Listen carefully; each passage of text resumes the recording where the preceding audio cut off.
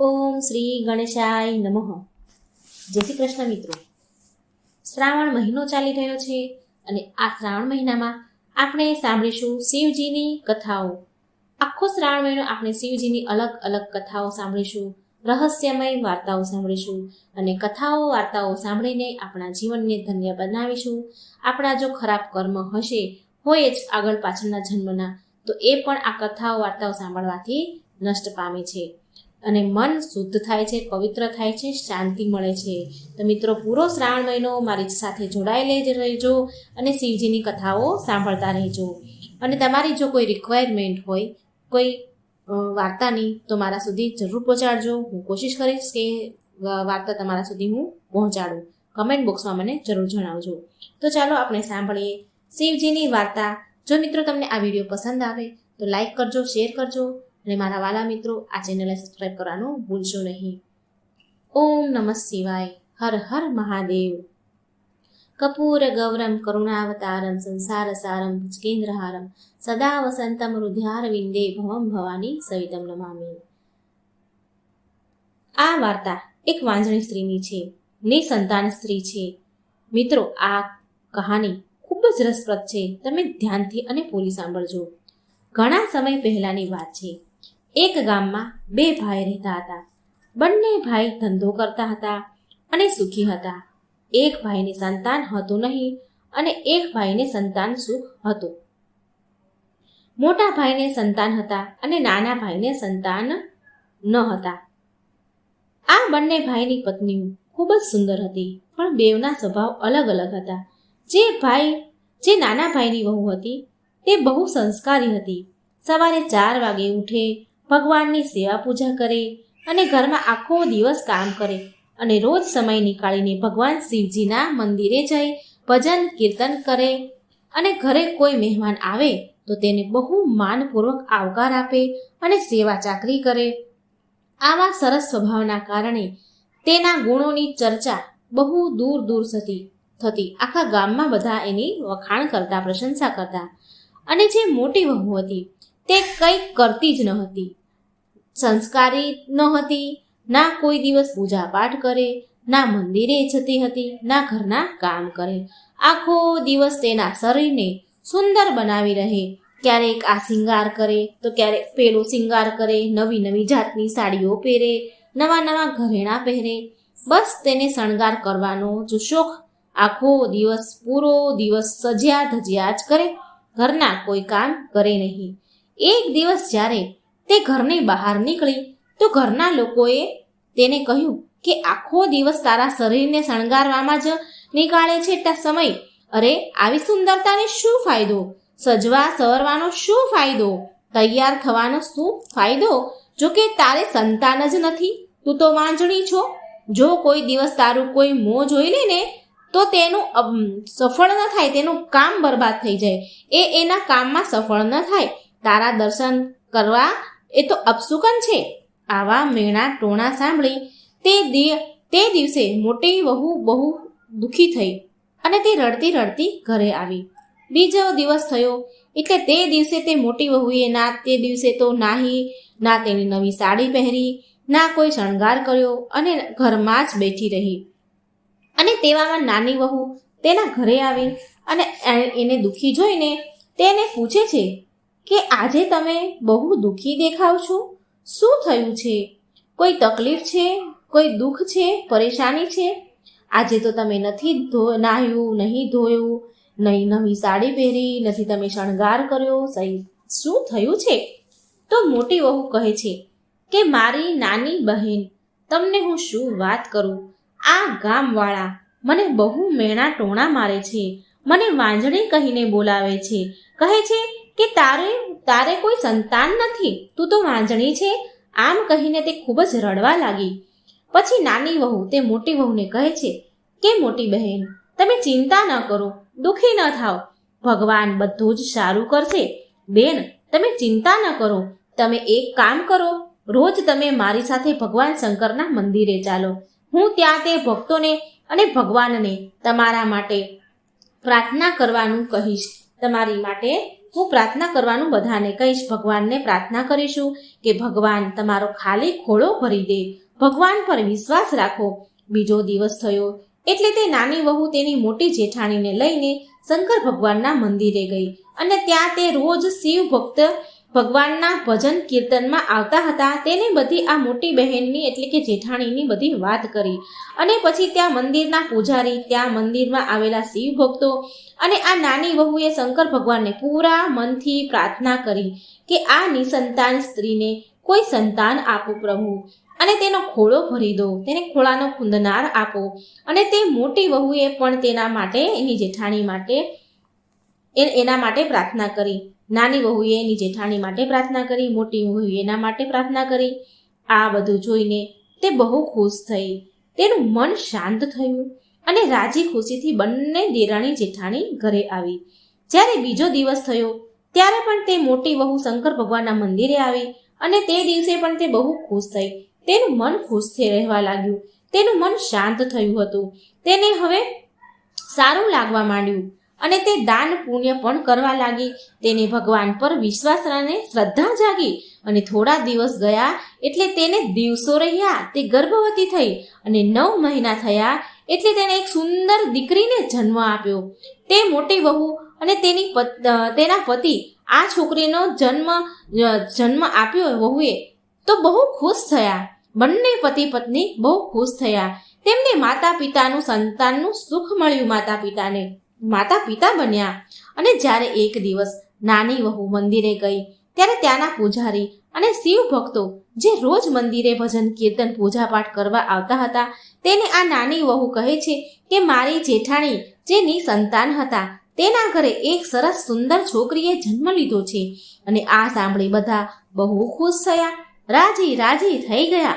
અને પછી તે શિવ ભક્ત હતા તે નાની વહુને કહે છે કે શિવ ભગવાનની કૃપાથી તેને માં બનવાનું સુખ મળ્યું છે, તેનું વાંજ્યા મેણું ટળ્યું છે, તો તમે તમારા ઘરે શિવજીનો પૂજા પાઠ કરાવો અને તમારી દીકરીને વાળ ઉતારજો ત્યારે. અને નાની વહુ પછી કહે છે કે હું આ વાત વિશે ઘરે વાત કરીશ, મારી જેઠને વાત કરીશ કે ઘરે શિવ પૂજા રખાવે. અને નાની વહુ ઘરે આવી અને તેની જેઠાણીને બધી વાત કહી તો તેના પરિવાર અને તેની જેઠાણીએ આ વાત માની ગયા. કહ્યું કે સારું, આપણે શિવ પૂજા આપણા ઘરે જરૂર કરાવીશું અને છોકરીના વાળ પણ આપણે અહીં ઉતારીશું.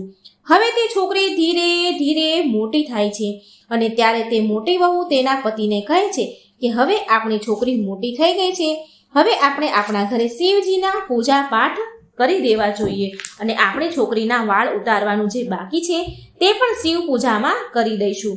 તેનો પતિ કહે છે સારું, આપણે કાલે સવારે મંદિરે જઈશું અને બ્રાહ્મણને પૂછીને શિવ પૂજાનું આયોજન કરી લઈશું. અને બીજે દિવસે સવારે તેનો પતિ પંડિતજીના મંદિરે જાય છે. હવે તેની છોકરી ચાલતી થઈ ગઈ, નાની હતી, અણસમજુ હતી, ચાલતા શીખી ગઈ હતી પણ બોલતી ન હતી. તો તે એના પિતા પાછળ ચાલી પડે છે અને આ વાતની કોઈને ખબર નથી. તે છોકરી તેના પિતા સવારે નીકળ્યા મંદિરે જવા એટલે તેની પાછળ આ છોકરી પણ નીકળી ગઈ. અને આ વાતની જાણ તેના પિતાને ન હતી કે પાછળ મારી છોકરી ચાલી આવે છે, અને ના તો તેની માતાને ખબર હતી કે તેની છોકરી તેના પિતાની પાછળ નીકળી ગઈ છે. અને મોટી વહુનો પતિ બ્રાહ્મણના ઘરે પહોંચે છે અને તે બ્રાહ્મણની પત્નીને કહે છે કે મહારાજ ઘરે છે? તો બ્રાહ્મણની પત્ની કહે છે કે ના, તે તો ઘરે નથી, તે બીજી જગ્યાએ પૂજા પાઠ કરવા માટે ગયા છે. એટલે આ મોટી વહુનો વર તે બ્રાહ્મણીને કહે છે કે મને જ્યાં મહારાજ ગયા છે ત્યાંનું સરનામું આપો, હું ત્યાં ચાલ્યો છું, ત્યાં જ હું મહારાજને મળી લઉં. પછી બ્રાહ્મણીએ મહારાજ ગયા હતા ત્યાંનું સરનામું આપ્યું અને તે મોટી વહુનો પતિ તે સરનામે જવા નીકળી ગયો. અને આ બાજુ તે નાની છોકરી એના પિતાની પાછળ આ બ્રાહ્મણના ઘરે પહોંચી ગઈ. તે છોકરીને તેની માએ શોધી પણ એને મળી નહીં. એ છોકરીની માએ સોનાની વસ્તુઓ પહેરાવી હતી છોકરીને, સોનાની કડલી હાથમાં, સોનાની પાયલ, ગળામાં નાનું સોનાનું પેન્ડલ, આ બધું જ એની માએ પહેરાવ્યું હતું.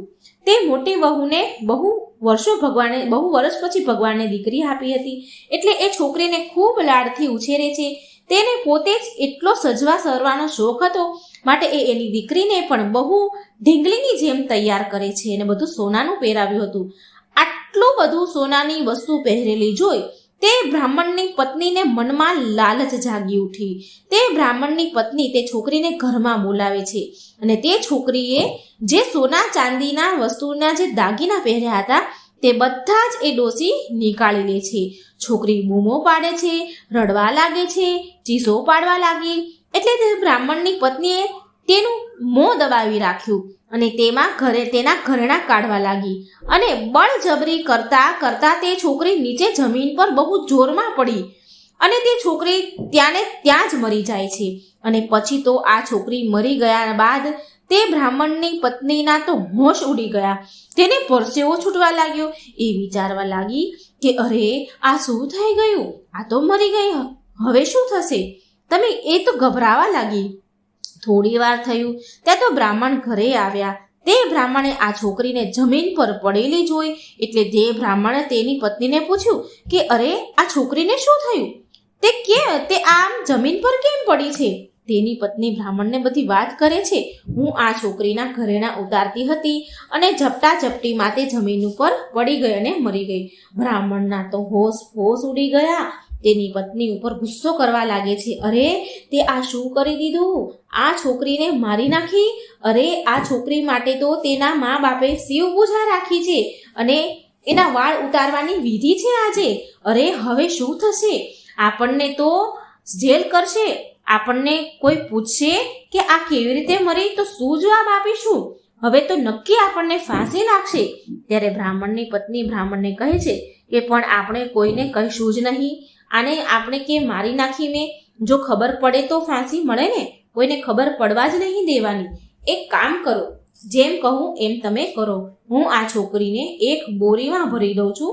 તમે આ બોરીને ગંગાજીમાં લઈ જાઓ અને નદીમાં વહાવી દેજો. કોઈને ખબર જ નહીં પડે. બ્રાહ્મણ કહે છે કે શું તું ગાંડી થઈ ગઈ છે? જો આ બોરીમાં આને લઈ જઈશ અને બહાર રસ્તામાં મને કોઈ પૂછશે તો હું શું જવાબ આપીશ? બ્રાહ્મણની પત્ની તેના પતિને કહે છે કોઈ પૂછે તો તમે કહી દેજો કે આમાં વધ્યો ઘટ્યો નકામો સામાન છે, ભંગાર છે, તે ગંગાજીમાં પધરાવા જાઉં છું. અને હવે બ્રાહ્મણ પાસે બીજો કોઈ રસ્તો ન હતો, માટે તેણે તેની પત્નીને બધી વાત માની લીધી અને તે છોકરીને બોરીમાં નાખી અને બંધ કરી દીધી. છોકરીને ગંગાજીમાં નાખવા માટે ઘરેથી નીકળી ગયો. રસ્તામાં તેને ગામના 2-3 વ્યક્તિ મળે છે. તેને પૂછે છે કે આ બોરીમાં શું લઈને જાઓ છો બ્રાહ્મણ દેવ? આ બોરીમાં શું છે? અને ત્યારે બ્રાહ્મણ કહે છે કે આમાં તો વધારાનો કચરો છે, નકામો સામાન છે, તે ગંગાજીમાં પધરાવા જઉં છું. અને પછી તે ગંગાજી નદીમાં ગયા અને તે છોકરીને બોરી સાથે જ નદીમાં ફેંકી દીધી અને ઘરે પાછા આવી ગયા. અને પછી નાહી ધોઈને તે એ જ ઘરે પહોંચી ગયા જ્યાં આ છોકરીની પૂજા વિધિ રાખી હતી. તેના વાળ ઉતારવાની તે દિવસે વિધિ હતી. તેના ઘરે જોરશોરમાં શિવ પૂજાની તૈયારી ચાલી રહી હતી. ઘરમાં બધા બહુ ખુશ હતા. અને પછી બ્રાહ્મણ તેના ઘરે પહોંચી તેના પિતાને કહે છે આ પૂજા માટે તમારે ગંગાજીમાં સ્નાન કરવા માટે જવું પડશે. ત્યાર પછી તમારી છોકરીના વાળ ઉતરશે. પછી આવું કહેવાથી તે છોકરીના પિતા ગંગાજીમાં નહાવા જાય છે અને તે એક જગ્યા પર સંજોગવશ પહોંચે છે જે જગ્યા પર બ્રાહ્મણે તે છોકરીને ફેંકી હોય છે નદીમાં. અને તેના પિતાએ જ્યારે ગંગાજીમાં નહાવા માટે થોડા અંદર સુધી ગયા અને તેણે પહેલી ડૂબકી લગાવી ત્યારે તે બોરી તેને અડીને પાસે આવી. ત્યારે તે વિચારે છે કે ખબર નહીં આ શું છે. તેણે તેના પગથી આગળ ધક્કો માર્યો અને જ્યાં બીજી ડૂબકી મારી ત્યાં તો ફરી પાછી તે બોરી તેની પાસે આવીને અથડાણી. ફરી પાછું તેણે તે બોરીને ધક્કો મારીને આગળ ફેંકી. તે ત્રીજી ડૂબકી મારી ત્યારે ફરી તે બોરી તેની પાસે જ આવી અને તેને અથડાણી. અને પછી તે વિચાર કરે છે કે આ કોઈ ગંગાજીનો સંકેત લાગે છે, માં મને કંઈ આપવા માંગતા લાગે છે. પછી તેણે તે બોરીને નદીની બહાર નીકાળી અને કિનારે મૂકી અને વિચાર્યું કે પૂજા પાઠ સ્નાન કરીને આ બોરી ખોલીશ. અને તેણે પૂજા સ્નાન કરી અને તે બોરી પાસે આવ્યો અને તેણે તે બોરી ખોલી અને ત્યાં તો જુએ છે કે તેની જ મરેલી છોકરી છે. અને ત્યાં જ તે તો ભાંગી પડ્યો તેના તો હોશ ઉડી ગયા. તે રડવા લાગ્યો. તે ઘણી બધી વાર ત્યાં બેસીને રડે છે અને પછી તેણે તેની છોકરીની લાશને એક કપડામાં વીંટીને તેના ઘરે લઈ આવ્યા અને ઘરના પાછળના દરવાજેથી આવ્યા. કોઈની નજર ન પડે તેમ તે એકદમ આવ્યો અને ખાટલા ઉપર લાશને સુડાવીને તેવામાં તેની બહેન ત્યાં આવી અને તેના ભાઈને રડતા જુએ છે અને પૂછે છે કે ભાઈ, આ શું થયું અને તમે કેમ રડી રહ્યા છો? અને તેના ભાઈ પાસે બેસીને બધી વાત કહે છે. એના ભાઈએ એને બધી વાત કહે છે. બેન ખબર નહીં કે આ મારી છોકરીને કોણે મારી નાખી. આ મારી છોકરી મને ગંગાજીમાંથી મળી, એક બોરીમાં બાંધેલી હતી. આમ રડતા રડતા ભાઈ બધી બહેનને વાત કરે છે. હે ભગવાન, આ મારી સાથે તમે શું કર્યું? અને તેનો ભાઈ તેની બહેનને કહે છે કે બહેન સાંભળ, આ વાતને કોઈને ખબર પડવી જોઈએ નહીં. તું રડતી નહીં, કારણ કે જે આપણે આ શિવ પૂજા ચાલુ કરી છે તે પૂરી નહીં થાય અને જે આપણે શિવ ભક્તો માટે, બ્રાહ્મણો માટે આ બહુ મોટો જે જમણવાર કર્યો છે તે પણ કોઈ ખાશે નહીં. તું વાત કોઈને કરતી નહીં. આ બધું પતી જશે ને એટલે આપણે કહી દઈશું. તેની બહેન તેની વાત માની ગઈ અને પછી તો છોકરીના પિતાએ તેની લાશ ઉપર બહુ બધા કપડાં નાખી દીધા અને લાશને ઢાંકી દીધી અને તે બહાર ગયો. તૈયાર થઈને શિવ પૂજા ચાલતી હતી ત્યાં બેસી ગયો. ફરી થોડી વાર થઈ એટલે તે રૂમનું તાળું ખોલ્યું અને તેની લાશ પાસે આવીને બેસી ગયો અને રડવા લાગ્યો. અને આ બાજુ બ્રાહ્મણ તેની માને કહ્યું કે તમારી છોકરીને બોલાવો અને પૂજામાં બેસાડો. પછી તે છોકરી તેની નણંદને કહે છે કે જાઓ, તમે જઈને આપણી દીકરીને લઈ આવો. હવે આ વહુની નણંદ દોડતી તેના ભાઈ પાસે આવી અને તેના ભાઈને કહે છે કે ભાઈ, પ્રિયાને પૂજામાં બેસવા માટે બોલાવે છે. અરે હવે શું કરીશું ભાઈ?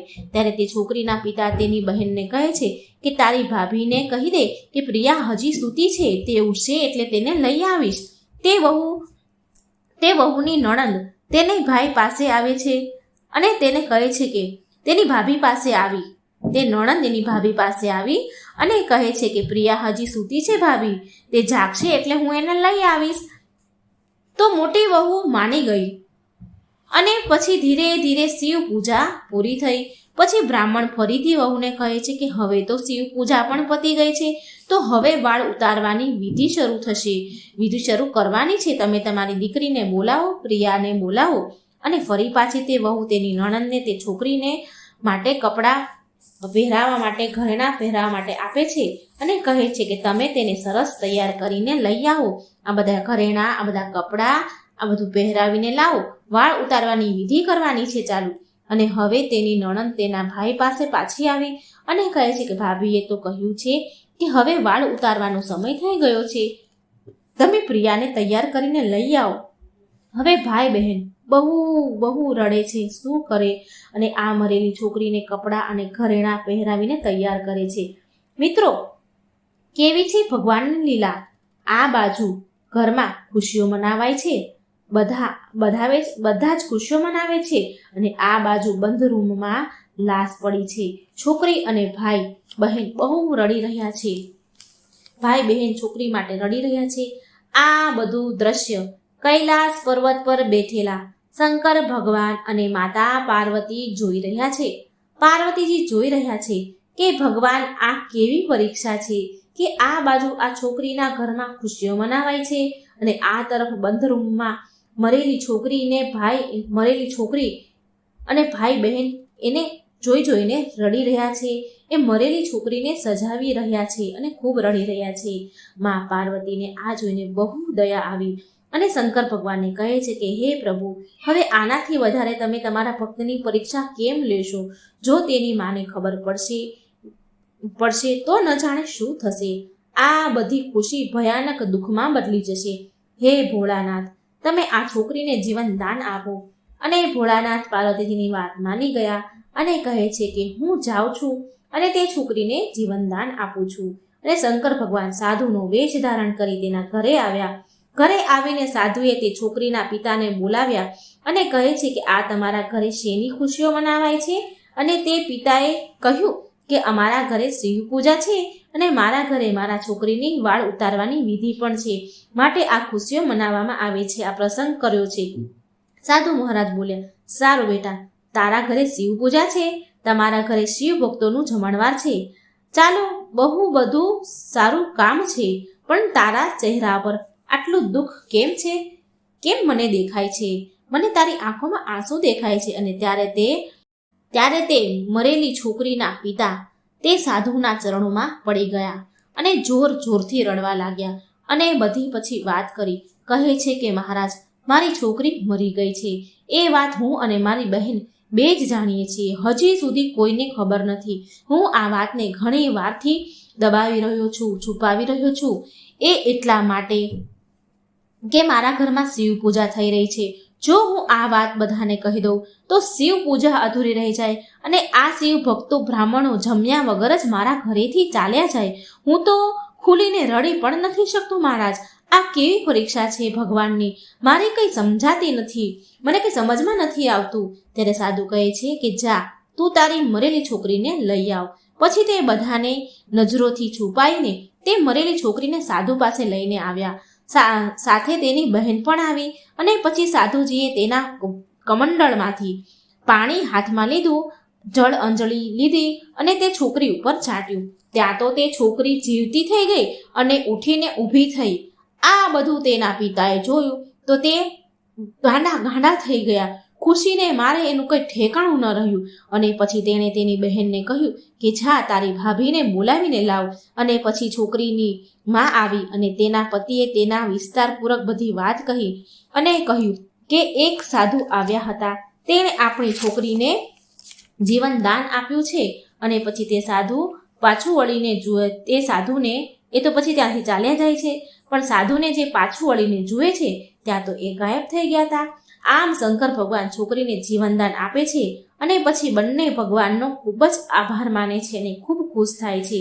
તે પછી જે વાળ ઉતારવાની જે વિધિ હતી તે છોકરીની, તે એ બધું કરે છે, બ્રાહ્મણ પાસે લઈ જાય છે.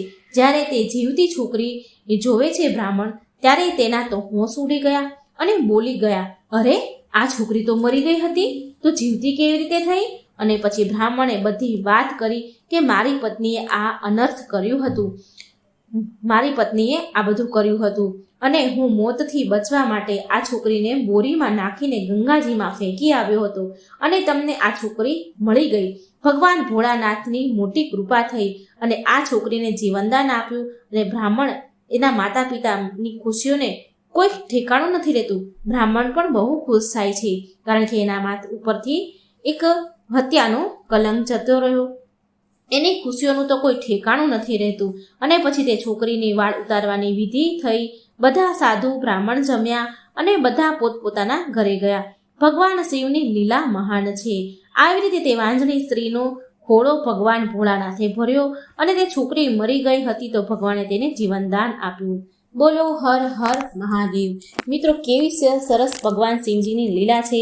આ વાર્તા મિત્રો જો તમને પસંદ આવે તો વિડીયોને શેર કરજો અને લાઈક કરજો. આ ચેનલને સબસ્ક્રાઈબ જરૂર કરજો. કોમેન્ટ બોક્સમાં કૃપા કરી ભગવાનનું નામ પણ જરૂર લખજો. ભગવાન શંકર અને પેટનું ઢાંકણ.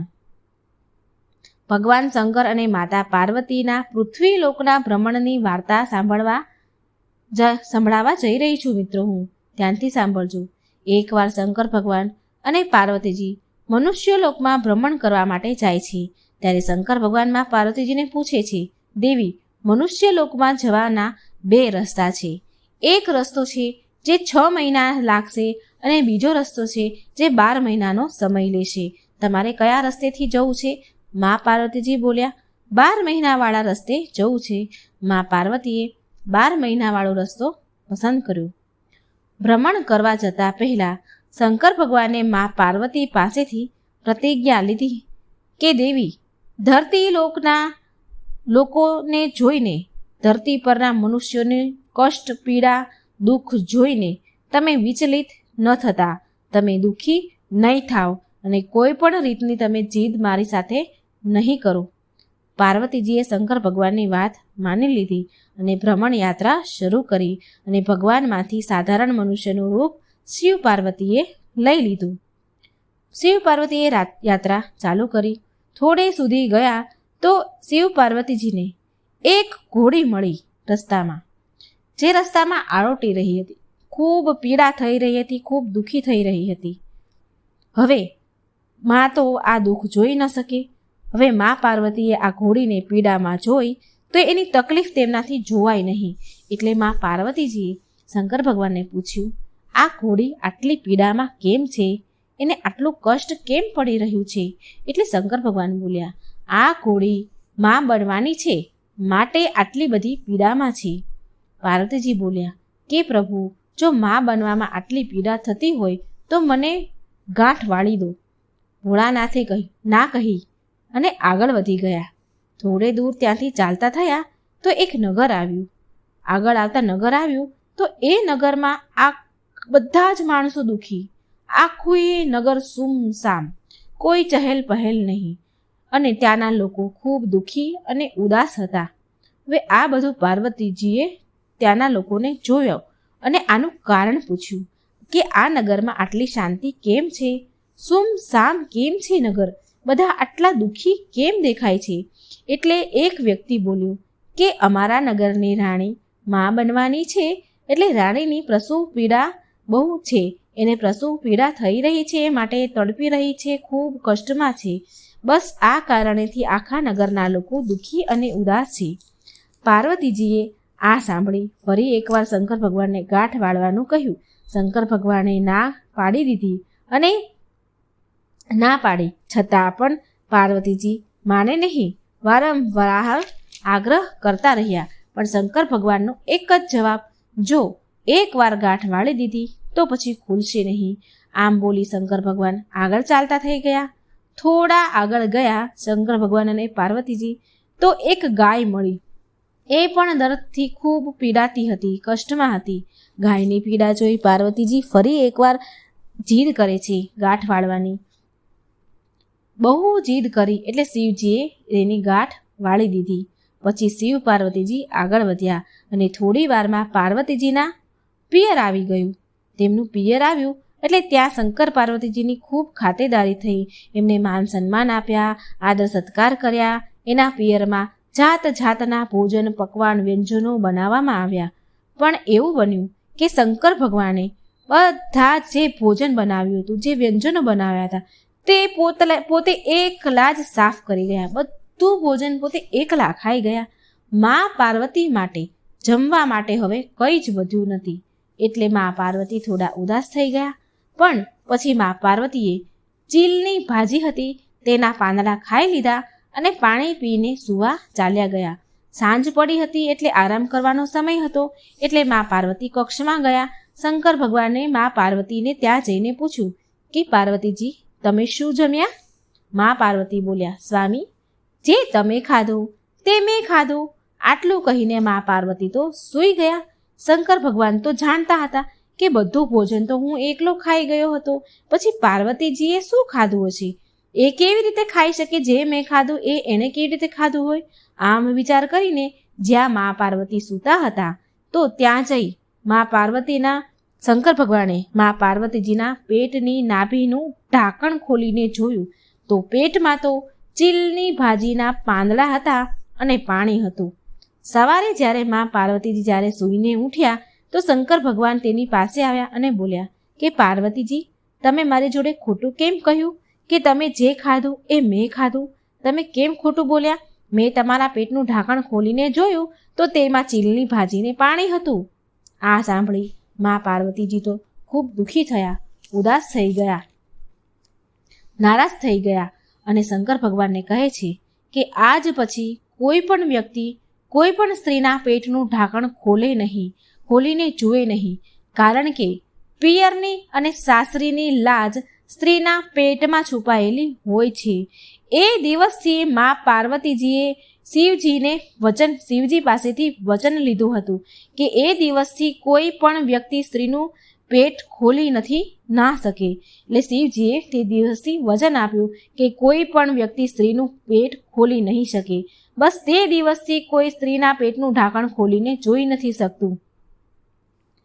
પછી શંકર ભગવાન અને પાર્વતીજી ત્યાંથી એમના પિયરમાંથી વિદાય લીધી અને કૈલાસ તરફ જવા પાછા નીકળી ગયા.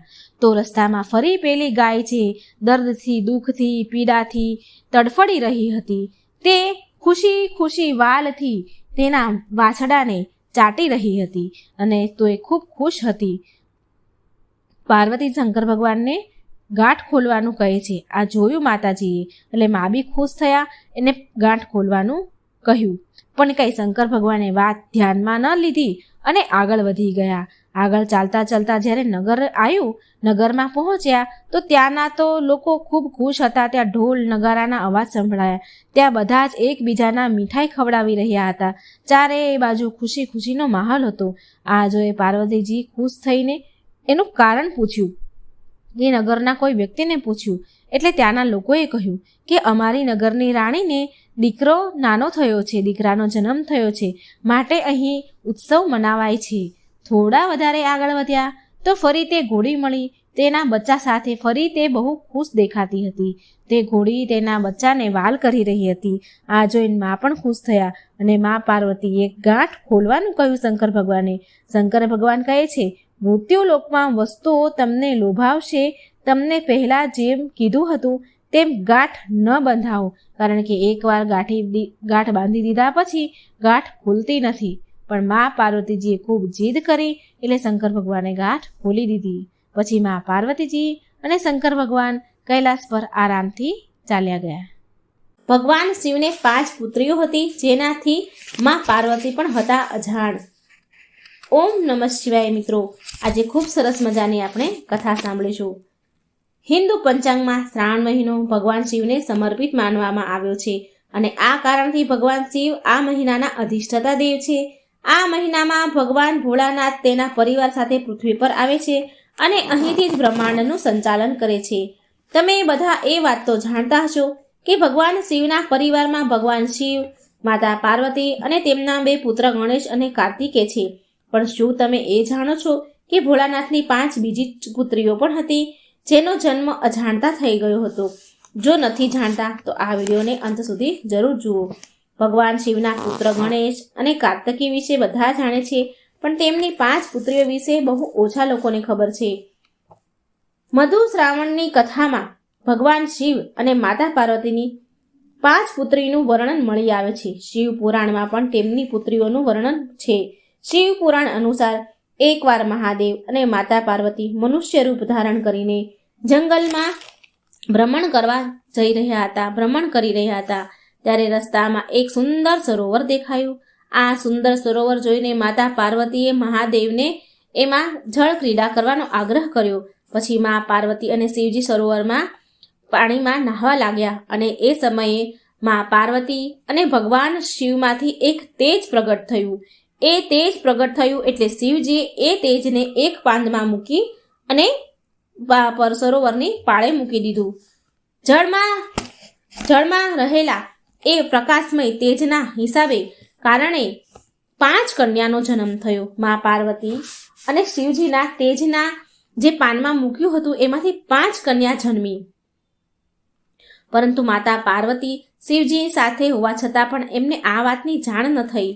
તેમને ખબર ન પડી કે એમની 5 કન્યાઓ ધરતી ઉપર જન્મ લીધો છે. મહાદેવ જાણતા હતા કે આ 5 સર્પ કન્યા એમની પુત્રી છે. ભોળાનાથ તેમની આ 5 પુત્રીને તેમની આંખોની સામે મોટી થતા જોવા માંગતા હતા અને તેની સાથે રહેવા માંગતા હતા. પણ મહાદેવ આમ કરી શકે તેમ ન હતા અને ત્યાર પછી એ કારણથી જ રોજ મહાદેવ જંગલમાં સરોવરમાં જતા અને એમની 5 સર્પ કન્યા નાગ કન્યા સાથે રમતા હતા, સમય વિતાવતા હતા. હવે મહાદેવ આવું રોજ કરતા, રોજ તેની પુત્રીને મળવા જાય અને તેની સાથે રમવા જાય. હવે માતા પાર્વતી રોજ મહાદેવને સંતાઈને જતા જંગલમાં સરોવરમાં જતા જોતા અને માતા પાર્વતી મહાદેવ પર શંકા થઈ. બીજા દિવસે જ્યારે મહાદેવ બધાથી છુપાઈને એ જંગલના સરોવરમાં જવા નીકળ્યા ત્યારે માતા પાર્વતી પણ મહાદેવ પાછળ ગયા. પછી મા પાર્વતીએ જોયું કે મહાદેવ તે જંગલના સરોવરમાં 5 નાગ કન્યા સાથે રમી રહ્યા છે. તો મા પાર્વતીને બહુ ક્રોધ આવ્યો અને એ નાગ કન્યાને મારવાનું વિચાર્યું. જેવો જ મા પાર્વતીએ નાગ કન્યાને મારવા માટે એમનો પગ આગળ વધાર્યો તેવામાં મહાદેવ મા પાર્વતીને રોકી લે છે અને બોલ્યા કે આ નાગ કન્યા તમારી જ પુત્રી છે. દેવી પાર્વતી, તમે આ નાગકન્યાની માતા છો.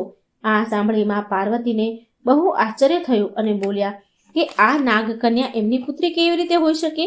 ત્યારે શિવજીએ માતા પાર્વતીને કહ્યું, નાગકન્યાના જન્મ વિશે પૂરી વાત કહી. એ વાત સાંભળી માં પાર્વતીનો ક્રોધ શાંત થઈ ગયો અને હસ્યા. અને શિવજી માતા પાર્વતીને કહે છે કે આ નાગકન્યાના નામ જયા, વિષહર, શામલીબારી, દેવ અને દૌતલી છે.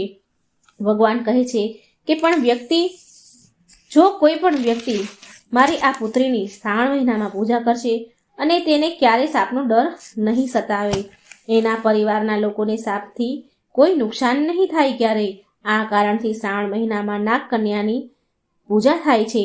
નાગકન્યા સાપોની પૂજા થાય છે અને શ્રાવણ મહિનામાં સાપને આ કારણથી કોઈ મારતું પણ નથી. માટે કહેવાય છે સનાતન ધર્મમાં હર એક કારણ પાછળ એક કથા જરૂર હોય છે. મિત્રો, આ 5 પુત્રી સિવાય મહાદેવને બીજી 3 પુત્રીઓ પણ હતી. આનું વર્ણન શિવ પુરાણમાં મળી આવે છે. એક અશોક સુંદરી, બીજી જ્યોતિ અને ત્રીજી મનસા. દેવી પાર્વતીએ તેનું એકલાપણું દૂર કરવા માટે એક પુત્રીનો તેમને સહારો જોતો હતો. માટે તેમણે મહાદેવની મોટી દીકરી અશોક સુંદરીને જન્મ દીધો. અશોક સુંદરીમાં પાર્વતી સમાન ખૂબ સુંદર હતી. માટે તેના નામ સાથે સુંદરી જોડવામાં આવ્યું અને અશોક નામ એટલે આપ્યું કે પાર્વતીનો શોક દૂર કરવા માટે આવી હતી. મહાદેવની બીજી પુત્રનું નામ હતું જ્યોતિ. એમના જન્મથી જોડાયેલી 2 કથા છે. પહેલી કથા અનુસાર જ્યોતિનો જન્મ શિવજીના તેજથી થયો હતો અને તે તેમના પ્રભામંડળનું સ્વરૂપ છે. બીજી કથા અનુસાર જ્યોતિના જન્મ માતા પાર્વતીના માથામાંથી નીકળેલા તેજથી થયો હતો. દેવી જ્યોતિનું બીજું નામ જ્વાલામુખી પણ છે અને તમિલનાડુના કેટલાય મંદિરમાં તેની પૂજા થાય છે. ભોળાનાથની ત્રીજી પુત્રીનું નામ હતું મનસા.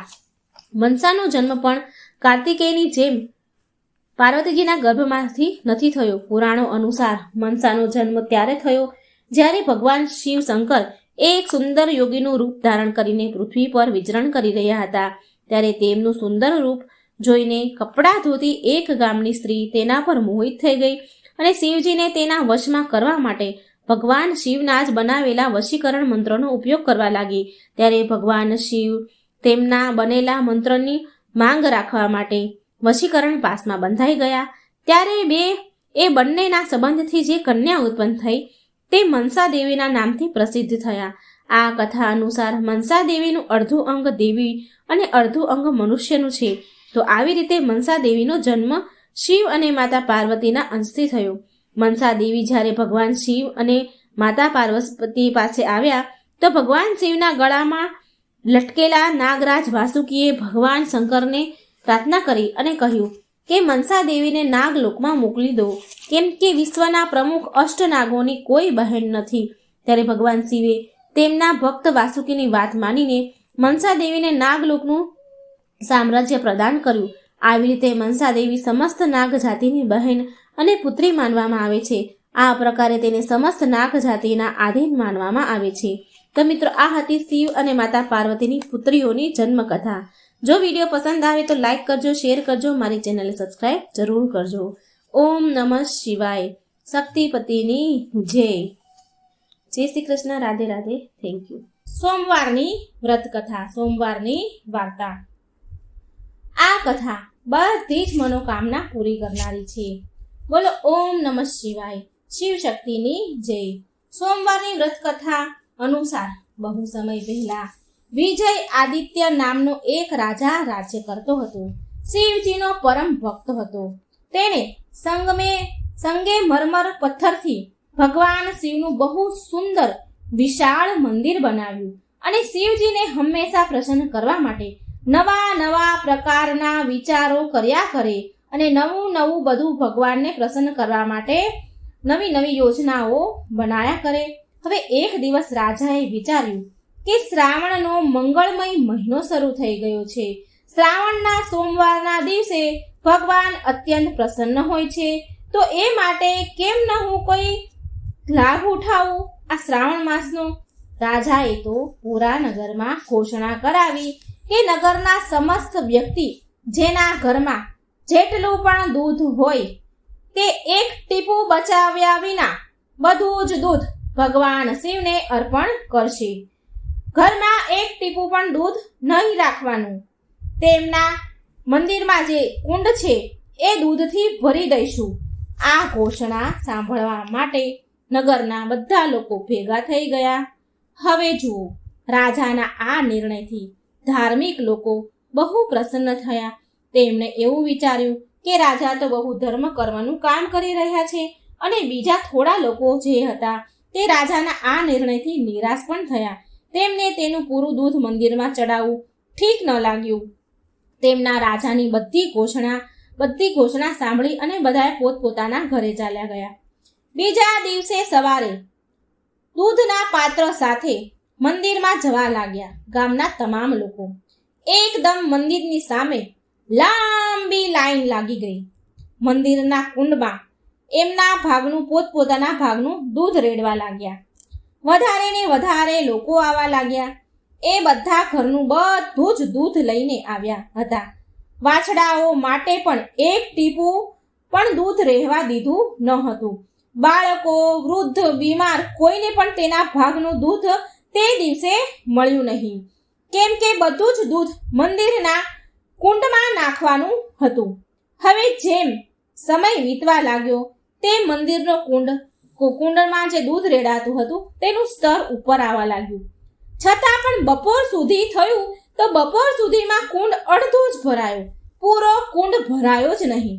હરેક ક્ષણ એ કુંડમાં દૂધના પાત્ર ઠલવવા છતાં પણ કુંડ ખાલી જ રહ્યો, અડધો જ ભરાયો.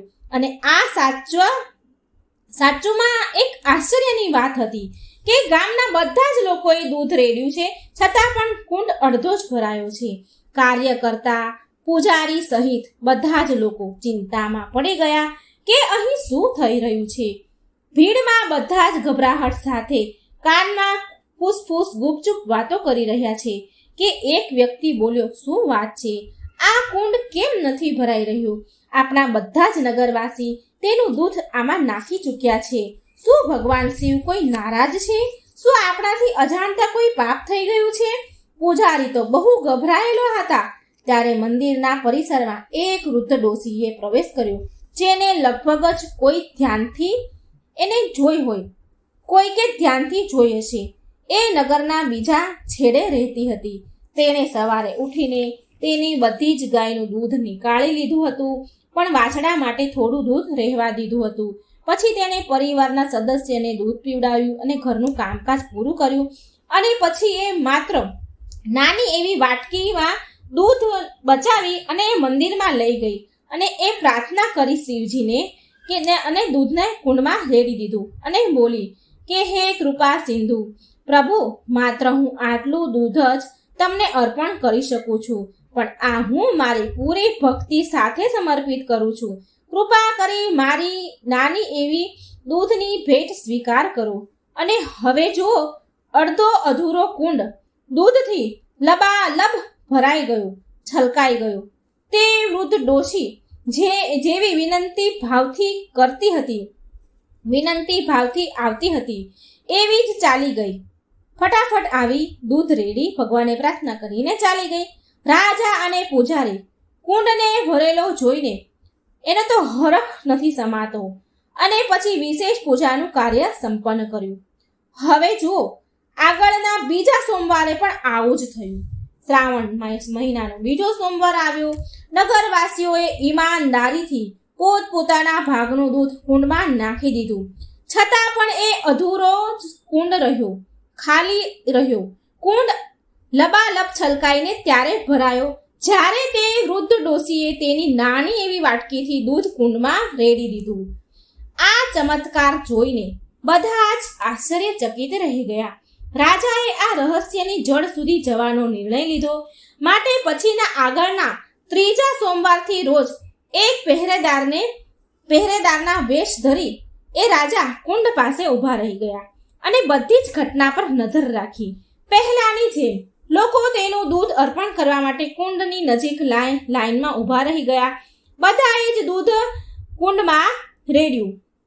તમામ લોકો ગામના દૂધ રેડી ગયા, છતાં પણ કુંડ અડધો જ ભરાયો હતો, પૂરો ન થયો. એટલામાં પેલા ડોસી આવ્યા અને એક વાટકીમાં દૂધ લઈ આવ્યા. દૂધ ભરીને લઈ આવીને ઊંચા અવાજમાં પ્રાર્થના કરવા લાગ્યા કે હે પ્રભુ, હું જેટલું દૂધ બચાવી શકી છું એ તમને સમર્પિત છે. મને વિશ્વાસ છે કે તમે તમારી અસીમ કૃપાથી સ્વીકાર કરશો. મારી આ દૂધની ભેટ સ્વીકારજો.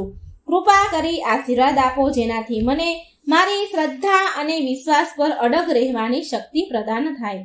ત્યાર પછી એ ડોસીમાએ જે કુંડ હતું એમાં એ થોડું વાટકીમાં દૂધ લાવ્યા હતા એ રેડી દીધું. અને પછી જેવા તે ડોસીમાએ દૂધ રેડ્યું અને કુંડ ભરાઈ ગયું. અને પછી પાછા જવા માટે પાછું વળીને ફર્યા. જે રાજા વેશ બદલીને નજર રાખી રહ્યા હતા તે જોઈને ચકિત રહી ગયા કે કુંડ દૂધથી લબાલબ ભરાઈ ગયો છે. તેણે દોડીને વૃદ્ધ ડોશીને ઊભા રહેવા માટે કહ્યું અને ડોશીમાં તો ડરના મારે થરથર ધ્રુજવા લાગ્યા અને બોલ્યા કે મને કેમ રોકી રહ્યા છો? મેં શું કર્યું છે? રાજા બોલ્યા, ડરો નહીં. હું જાણું છું કે તમે કંઈ જ નથી કર્યું, પણ હું જાણવા માંગુ છું કે કેટલાય લોકો દૂધ લાવીને કુંડમાં રેડી રહ્યા છે, પણ છતાંય કુંડ અડધો જ ભરાય છે, અડધાથી વધારે કુંડ ભરાતો નથી. પણ તમે જેવું જ નાની એવી વાટકીમાં ભરેલું દૂધ કુંડમાં રેડો છો તો કુંડ અચાનક દૂધથી છલકાઈ જાય છે. શું તમે બતાવી શકો છો કે આવું કેમ થઈ રહ્યું છે? વૃદ્ધ ડોસીમાએ ઉત્તર આપ્યો કે હે મહારાજ, હું એક માં છું અને માં એક તેના બાળકને દગો આપવાનું કામ નથી કરતી. એ દગો આપે એ બરાબર નથી. શક્તિ માટે મેં તમારી આજ્ઞાનું પાલન નથી કર્યું. ગાયોમાંથી દૂધ નીકાળતા સમયે મેં થોડું દૂધ વાછરડા માટે છોડી દીધું હતું અને ઘરમાં બચ્ચાઓને પીવડાવી દીધું. અને ત્યાર પછી જે દૂધ વધ્યું એ પૂજા માટે હું લઈને આવી છું. હે રાજન, ભગવાન પણ માતાના સમાન છે. તે એ જગત પિતા છે. એ એવું નથી ઈચ્છતા કે બાળકોને ભૂખ્યા મારો. હે રાજન, સ્પષ્ટ બોલવા માટે હું તમારાથી ક્ષમા માંગુ છું, પરંતુ આવું જ કર્યું છે. તમે લોકોને પૂજા કરવા માટે ઘરોનું બધું જ દૂધ લાવવા માટે આદેશ આપી દીધો, ઘોષણા કરી દીધી અને વાછડા, બાળકો, વૃદ્ધ, બીમારો માટે થોડું પણ દૂધ બચાવવા માટે તમે ના પાડી. તમે પૂરેપૂરું દૂધ લાવવાનું કહી દીધું. પ્રજા દુઃખી હતી, પણ તમારી આજ્ઞાનું ઉલ્લંઘન ન કરી શકે. તમે રાજા છો અને તેણે દૂધ અર્પણ તો કર્યું, પણ ઈચ્છાથી નહીં, સ્વેચ્છાએથી નહીં, જબરજસ્તીથી. ભગવાન ભોળાનાથને આ ગમ્યું નહીં મહારાજ, અને તમારા અર્પણને એ અસ્વીકાર કર્યું અને તમારું જે આ નિયમ કર્યો, તમે દૂધ બધું જ લાવી દેવાનો, એ ભગવાનને સ્વીકાર ન હતો. અસ્વીકાર કરી તેને એમનો અસંતોષ પ્રગટ કર્યો ભગવાન શિવે. પ્રિય ભક્તો, રાજા આ સાંભળીને વિચારમાં પડી ગયો કે આ ડોશીમાં તો સાચું જ કહે છે અને રાજાને પણ એની પ્રજા માટે માતા સમાન હોવું જોઈએ, જે તેના સ્વાસ્થ્ય અને સુખનું ધ્યાન રાખે. પણ મેં મારી પૂજા માટે પ્રજાને દૂધ આપવા માટે મજબૂર કરીને મહાપાપ કરી રહ્યો હતો. પછી ભગવાન કેવી રીતે મારી ઉપર પ્રસન્ન થાય? પ્રિય ભક્તો, શરમથી રાજાનું માથું ઝૂકી ગયું અને એ વૃદ્ધ ડોશીમાને કહ્યું કે હે માતા, હું તમારો આભારી છું. તમે તો મારી આંખો ખોલીને સાચી ભક્તિનો માર્ગ બતાવ્યો છે. રાજાએ તરત જ ઘોષણા કરાવી કે આવતા સોમવારના દિવસે લોકોએ એટલો જ દૂધ લાવવાનું જે વાછડી, વૃદ્ધ, બાળકો અને બીમારોને પીવડાવી અને પછી વધે તો દૂધ લઈને આવવું. હવે આગળના આવતા સોમવારે, જે શ્રાવણનો અંતિમ સોમવાર હતો, તો મંદિરમાં સવારથી જ લોકોની લાંબી લાઈન લાગી હતી. લોકો એટલું જ દૂધ લાવ્યા જેટલું એ બચાવી શક્યા. રાજાએ પણ એટલું જ દૂધ કુંડમાં રેડ્યું જેટલું મહેલના વાછરડા, બાળકો અને અન્ય રીતે બચ્યું. પરિણામ આશ્ચર્યજનક હતું. કુંડ તો સવારમાં જ ભરાઈ ગયો. રાજા પ્રસન્ન હતા અને ઘરડા ડોશીમાની વાટ જોઈ રહ્યા હતા. જ્યારે તેણે એના ભાગનું દૂધ રેડી દીધું તો રાજા તે ડોશીમાને મંદિરમાં લઈ ગયા અને બંને એક સાથે પૂજા કરી. રાજાએ કહ્યું, ધન્યવાદ માતા, ભગવાન સાચુમાં જ પ્રસન્ન થઈ ગયા. પાર્વતી પતે હર હર મહાદેવ. હે ભોળાનાથ, હે શિવશંભુ, તમારે એ બધા જ ભક્તો પર કૃપા દ્રષ્ટિ બનાવી રાખજો, જે તમારી પૂજા બહુ શ્રદ્ધા અને ભક્તિથી કરે છે અને કથાનું શ્રવણ બહુ પ્રસન્ન ચિત્ત મનથી કરે છે. ઓમ નમઃ શિવાય. હર હર મહાદેવ. મિત્રો, સાંભળીએ તમને આ વાર્તા કે આપણી શક્તિ હોય એ પ્રમાણે આપણે ભક્તિ કરવી, લોકોને દુઃખી કરી અને આપણે જો ભગવાનને ચડાવીએ તો ભગવાન પણ ખુશ નથી થતા. માટે મિત્રો, આ વાર્તામાંથી તમને ઘણું શીખવા મળ્યું હશે. વાર્તા સારી લાગે તો વિડીયો લાઈક શેર જરૂર કરજો. કમેન્ટ બોક્સમાં ભગવાનનું નામ જરૂર લખજો. જય શ્રી કૃષ્ણ. રાધે રાધે. Thank you.